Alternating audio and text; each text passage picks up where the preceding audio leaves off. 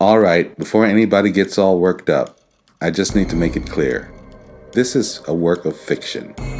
Fiction. Written way before the last presidential election. It's art. Any resemblance to real people or events is pure coincidence. Got it? All right, cool.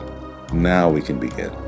It all starts in 2023 when President Jim Weldon signs the Scale Act for Social Justice into law. He made good on a promise to black voters that if elected, he'd make racial equity his top priority. It wasn't just a promise kept. The Scale Act became the most important law for black Americans since the Civil Rights Act of 1964. And it worked too.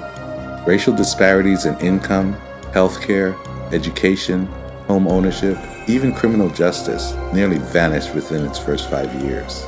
And the economy grew, and fast. Scale paid for itself many times over.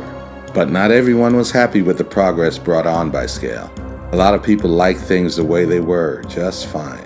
Strong America, a powerful organization made up of conservative billionaires and political insiders, was Scale's biggest opponent. They saw it as a major threat to their power, but repealing Scale wasn't their only goal. They wanted to rewrite the rules. They vowed to take America back. They went straight for the Voting Rights Act of 1965, and they gutted it. By 2028, millions of black citizens had been stripped of the right to vote. Then came President Willie Earl, handpicked and gift-wrapped by Strong America. He wasn't even in office for a full week before he signed the landmark National Workfare Act of 2029. They called it welfare reform. They called it mandatory job training, but it was something much, much worse.